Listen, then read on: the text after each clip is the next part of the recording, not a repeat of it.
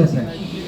सर्व प्रवासी मित्र, कामगार मित्र मंडळी, खऱ्या अर्थानं हा एक खूप मोठा योगायोग आज आहे. आज 15 ऑगस्ट स्वातंत्र्य दिन, आणि ज्यांची आपण जयंती साजरी ते स्वर्गीय अजितदादा पवारसाहेब, ज्यांच्या कल्पनेतून हे बारामती बस स्थानक उभं राहिलं आणि संपूर्ण देशामध्ये आदर्श अशी बारामती बस स्थानकाचा ह्या रचना, आणि त्यानंतर स्वच्छतेचं पारितोषिक महाराष्ट्रातलं आपल्याला भेटलं. खऱ्या अर्थानं अजितदादा ज्यावेळेस पहाटेच्या प्रसंगी वेळी पाहणी करण्यासाठी येत असायचे, यामध्ये सर्व एसटीचे अधिकारी, PWDचे अधिकारी आणि पदाधिकारी या ठिकाणी असायचे. दादा त्यांना वेळोवेळी सूचना करायचे की बस स्थानक कसं झालं पाहिजे. आज हे बस स्थानक आदर्श होत असताना या पुढला वारसा आपल्या सर्वांना या ठिकाणी जोपासायचा आहे. त्यामुळे दादांच्या आठवणी कायमस्वरूपी या बस स्थानकामध्ये राहणारच आहेत.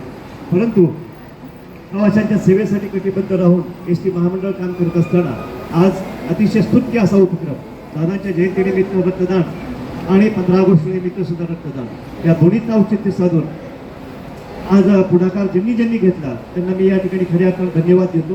कारण की एसटीच्या इतिहासामध्ये शक्यतो असं रक्तदान शिबिर होत नाही असं मला वाटतं. कारण की मी एसटीमध्ये काम केलेलं आहे, त्यामुळे मी पाहिलेलं आहे की असे उपक्रम होत नाही. कारण की एसटीचा अधिकारी असेल, एसटीचे कर्मचारी असतील, ते इतर यंत्रणेपासून, व्यवस्थेपासून नेहमी दूर असतात. गेल्या आठवड्यामध्ये महाराष्ट्र औद्योगिक विकास महामंडळाचा 64वा वर्धापन दिन साजरा झाला. सर्व अधिकाऱ्यांना, सर्व खात्यांना, खाते प्रमुखांना झाडून त्या ठिकाणी बोलवलं होतं. परंतु गेल्या वर्षी सुद्धा आणि यावर्षी सुद्धा एसटीचं कोणीही नव्हतं, किंवा एसटीचे अधिकारी नेहमी किंवा एसटीचे जे कर्मचारी असतात त्यांना नेहमी दूर ठेवलं जातं काय असं मला वाटतं. त्यानंतर मध्यंतरी खूप मोठा कार्यक्रम सार्वजनिक बांधकाम विभागात आला. त्यामध्ये सार्वजनिक बांधकाम विभागाच्या अधिकाऱ्यांनी सर्व अधिकाऱ्यांना आमंत्रित केलं होतं, पण तो एसटीचे मला कुठं दिसते नाही. कदाचित तुमच्या एसटी म्हटलं की जरा दूर ठेवलं जातं, किंवा कदाचित प्रवाशापुरतंच माहीत असावं, परंतु कुठल्याही सिस्टीममध्ये त्यांना समाविष्ट करून घेतलं जात नाही. पण तरीही एसटीचा कर्मचारी, अधिकारी कधीही डगमगला नाही, कधीही त्यांनी आपलं असं म्हटलं नाही की आम्हाला या यंत्रणेमध्ये घेतलं जात नाही. तो त्यांचं काम करतात, प्रवाशांच्या सेवेसाठी कटिबद्ध राहून दिवस रात्र अतिशय उत्कृष्ट पद्धतीने काम देतात. आणि आपल्याला सर्वांना जाणवलं असेल की आता युरानचं युद्ध ज्यावेळेस चालू होतं, आपल्याला या पेट्रोल डिझेलच्या किमतीवरून कळालं असेल की सार्वजनिक व्यवस्था शिवाय पर्याय नाही. त्यामुळे एस टीची व्यवस्था ही देशामधील एक आदर्श महाराष्ट्र राज्य परिवहन महामंडळाची व्यवस्था आहे, ज्यामधून प्रवाशांची सेवा घडवली जाते. अनेकांकडे स्वतःच्या 4 व्हीलर 2 व्हीलर आल्या, परंतु ही जी सार्वजनिक व्यवस्था आहे ती अतिशय महत्त्वाची बाब आहे. ही खऱ्या अर्थानं जीवनवाहिनी आहे महाराष्ट्राची.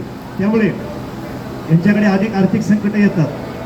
नेहमीच संघटना विविध कामासाठी भांडत असतात शासनाकडे, परंतु तरीही एस टीचा कर्मचारी कधीही डगमगला नाही प्रवाशांच्या सेवा देण्यासाठी. रात्रंदिवस हा काम करतो, हे त्यांचं खऱ्या अर्थाने खूप मोठं योगदान आहे. महाराष्ट्राच्या या इतिहासामध्ये सर्वात जास्त कमी पगार असलेली संस्था, परंतु प्रवाशांची सर्वात जास्त सेवा करणारी ही संस्था आहे. त्यामुळे या संस्थेचं, या कर्मचारी संघटनांचं, या कर्मचाऱ्यांचं, अधिकाऱ्यांचं कौतुक करावं तेवढं थोडंच आहे. आज प्रवाशांना सुद्धा यामध्ये सामावून घेतलं जातं. मी बघत होतो की प्रवासी सुद्धा या ठिकाणी येऊन स्वखुशीने या ठिकाणी कुठलाही स्वार्थ न ठेवता रक्तदानासाठी येत आहेत. कारण की रक्तदानासाठी कुठलीही जात धर्म नसतो. रक्तदान हे सर्वश्रेष्ठ दान असतं. मानव सेवा हीच ईश्वर सेवा समजून काम करणारा, प्रवासी हेच ईश्वर सेवा समजून काम करणारा आमचा हा कर्मचारी, संघटना, अधिकारी हा सर्वात महत्त्वाचा दुवा आहे. म्हणून आज या ठिकाणी मी सर्वांचं मनापासून हृदयपूर्वक अभिनंदन करतो. कारण की तुमच्यासारखे कर्मचारी आहेत, अधिकारी आहेत, म्हणून ही संस्था टिकलेली आहे. अन्यथा सार्वजनिक प्रवासी वाहतुकीचा बोज वारा कधीच वाटला झाला असता, त्याकडे कोणी दुर्लक्ष झालं नसतं. खाजगी प्रवासी कधी झाले असते, 100 रुपयाचं तिकीट 1000 रुपयामध्ये गेलं असतं. म्हणून तुमच्यामुळे हे या ठिकाणी हे सर्व राहिलेलं आहे. आणि खऱ्या अर्थानं अजितदादांनी वेळोवेळी संघटनांना मोठ्या प्रमाणामध्ये सहकार्य केलं, आर्थिक निधीमध्ये तरतूद केलेली आहे. त्यामुळे अजितदादांचं सुद्धा एस टी कर्मचाऱ्यांसाठी भरीव मोठं योगदान आहे. केवळ इमारत उभी केली नाही दादांनी, तर वेळोवेळी अजितदादांनी संघटनेच्या प्रत्येक कार्यक्रमाला उपस्थित राहिले. साहेबांच्या 75 वाढदिवसानिमित्त दादा उपस्थित होते आणि हे सर्व करून दादाने दिलेलं आहे. खूप मोठं योगदान आहे, आपलंही सर्वांमध्ये योगदान आहे. पुन्हा एकदा आपल्या सर्वांना शुभेच्छा देतो. दरम्यान नानाजी पातूरकर पत्रकार आपले स्वागत.